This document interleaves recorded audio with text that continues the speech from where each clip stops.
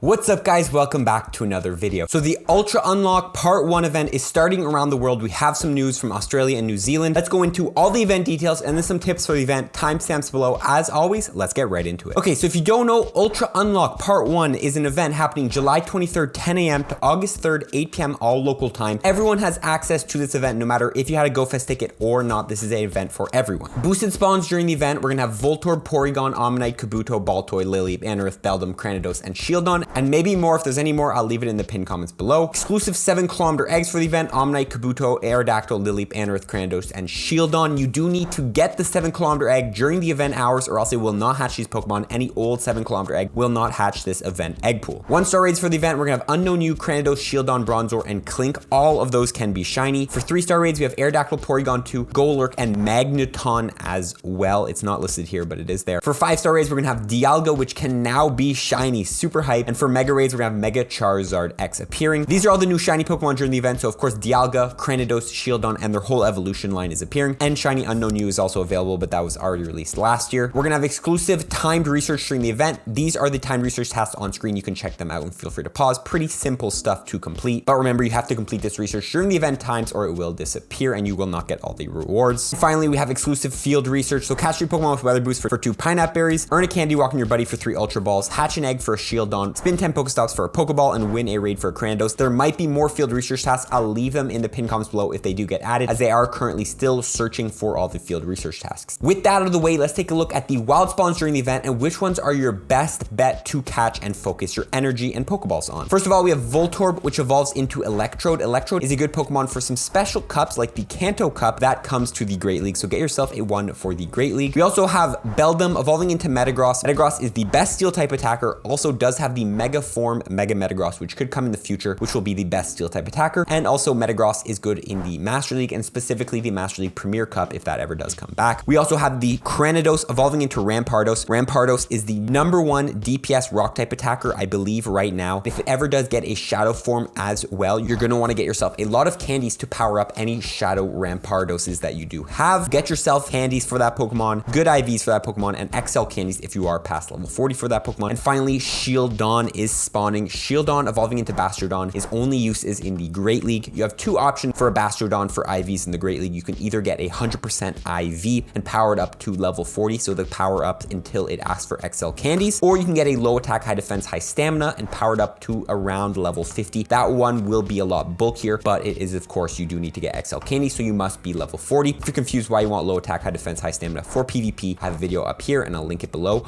on that. But those are pretty much all the wild spawns that you're going to want to get. If there are any more wild spawns that are relevant, check the pinned comments below. I will add them. Quickly taking a look at the 7km eggs, guys. Honestly, guys, I would avoid hatching the 7km eggs. Pretty much all of these Pokemon are spawning in the wild. Really not worth your incubators or your time. Save your money here. Taking a quick look at the raids. Are any of these raids worth it? Well, in the 1-stars, the only thing I could maybe see you doing raids for is Unknown U, as some people do want that shiny Unknown U. So if you are an Unknown collector for shinies, you can go ahead and raid that, but I would avoid the Cranidos and the Shieldon. These Pokemon are spawning in the wild. In the 3-star raid, maybe the only one you could go for is Aerodactyl. Aerodactyl does have the Mega Form that could come to the game in the future, and it does have a shiny potential, but honestly, I would not that worth it. I'm just mentioning it in case anyone wants to do it. Really, I would focus your raid passes on Dialga. Dialga is definitely a relevant Pokemon in the Master League and can even be used as a Dragon and a Steel type raid attacker. However, not the best Dragon or Steel type raid attacker. It can be used, but mainly this Pokemon is great if you love Pokemon in the Master League. Finally, Mega Charizard X is going to be in raids. Honestly, avoid raiding Megas for Mega Energy. I prefer walking a buddy to get Mega Energy. On the topic of Dialga, let's take a look at some quick counters for Dialga if you don't know what to use against a Dialga. Check it out. It's 100% IV. Non-weather boosted is going to be 2307 and weather boosted is going to be 2884. It is a Dragon and Steel type Pokemon, meaning it is only weak to fighting and ground type. Let's go through some counters. As far as Megas go, the only Mega you should be using is Mega Lopunny. It's not the best Pokemon, but it will be boosting any other fighting types in the arena. As far as Shadows go, Shadow Machamp in the number 2 slot, followed by Shadow Hariyama, followed by Shadow Mamoswine in the number 14 slot, and followed by Shadow Swampert in the number 16 slot. As far as regular counters go, we have Lucario in the number 1 slot, Conkeldurr in the number 3 slot, Excadrill in the number 4 slot, Groudon in the number 6 slot, Champ in the number 7 slot, Landorus in the Therian form in the number 8 slot, Landorus in the Incarnate form in the number 9 slot, Hariyama in the number 10 slot, Rhyperior in the number 12 slot, Breloom in the number 13 slot, and Garchomp in the number 15 slot. I want to give a direct shout out to Excadrill because Excadrill will resist any single move from Dialga, making it an amazing counter for Dialga since it'll have a crazy high TDO. Dialga can be duoed, however, it's very, very hard and you need to have the top counters and be dodging. So I recommend at least minimum 6 trainers with good counters to take down this raid boss with no issue at all. So yeah, fighting ground, you'll have no problem with Dialga. It is a tougher raid boss to take down, but use any of the Pokemon I mentioned on your team with the correct movesets and powered up to at least level 30 and you should have no issue. If you are looking for Dialga raids and you're like, how am I going to raid Dialga? It's such a hard raid boss. I'm going to leave below 4 different Discord servers in which you can get Dialga raids through their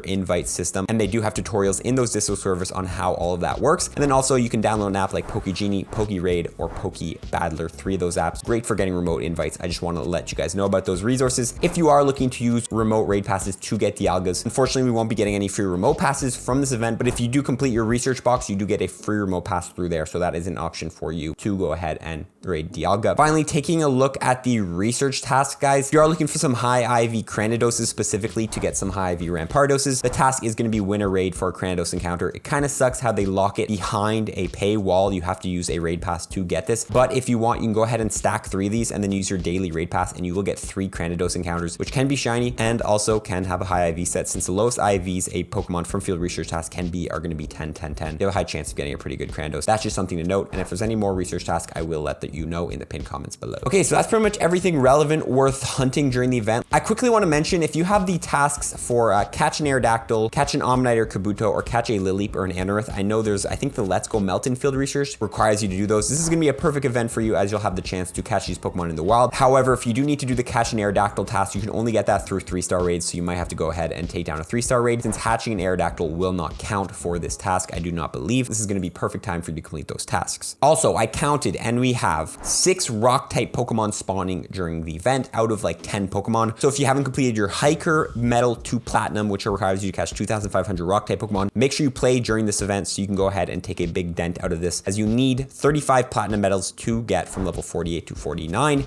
And trust me, you want to start working on those now, as they're not easy to get when the time comes. Now, honestly, that's pretty much all my tips for the event. I quickly want to brush over a couple more hardcore tips for any of you hardcore players. The majority of you people probably shouldn't be doing this, but let's take a look here. First of all, Porygon and Lileep are 2 easy, excellent throw Pokemon spawning in the wild. So if you are trying to level up and get a lot of XP, every time you catch a Pokemon on an excellent throw will be 1,000 XP. So using a Lucky Egg and going out and hunting Porygons and Lileeps is a good way to level up during this event. Also, using a Magnetic Lure during this event time is going to be great. Magnetic Lures will boost Electric, Steel, and Rock type Pokemon. And like I mentioned, there's a lot of Rock type Pokemon spawning during this event. So if you want to use a lure and get more, Beldums, Cranidoses, Shieldon spawning in your area, use a Magnetic Lure during this event. Finally, you can go ahead and Mega Evolve either a Mega Gyarados or Mega Blastoise to get more candies for Omnite and Kabuto, since if you do have a Mega Evolved active, any Pokemon of the same type as that Mega you will be getting 1 bonus candy, or Mega Evolve a Mega Slowbro to get more Baltoy and Beldum candy. Specifically, I think Mega Slowbro will be more worth it, since you will be getting 1 bonus candy for Beldum during this event. Most people will most likely have Mega Lopunny's Mega Evolved, because that is a good counter for Dialga. With that all being said, I just want to brush over my last tip here, and it isn't even about the event, it's about battling in PvP after the event or during the event. Plenty of people have commented this in my video, but pretty much when an event happens where Pokemon is spotlighted, for example, Garchomp Community Day, for example, Marill Research Day, any of these relevant PvP Pokemon, and when everyone is getting them because of an event, it's a great time for you guys to start running counters to those Pokemons in PvP. Currently right now is the Great League, so you're going to be seeing plenty of Bastiodons, since everyone's going to be getting Bastiodons because of this event. So this is a great time to run teams that have 1 or multiple counters to Bastiodons, since these Pokemon will be appearing more often. Another example is when Master League comes around, probably plenty of people will be running Dialga since it was just in raids. So it's a great time to run some counters to Dialga like Excadrill, for example. After Garchomp Community Day, all you saw in the Master League was Garchomps. So running ice types was absolutely deadly in the Master League, and you could completely destroy teams since pretty much every team was running Garchomp. So it's just something to note when events do come and Pokemon that are relevant appear, you're going to want to start running counters with Pokemon in the PvP leagues. It's a great time to go ahead and do that. With that being said, guys, that is the video. Again, please check the pinned comments below if we do get any more info that is important and I want you guys to know. But please enjoy this event, guys. I hope you guys have a fun time during this event. Remember, fun is the most important in Pokemon Go. We're going to see you guys in the next video. Follow for more tips, baby.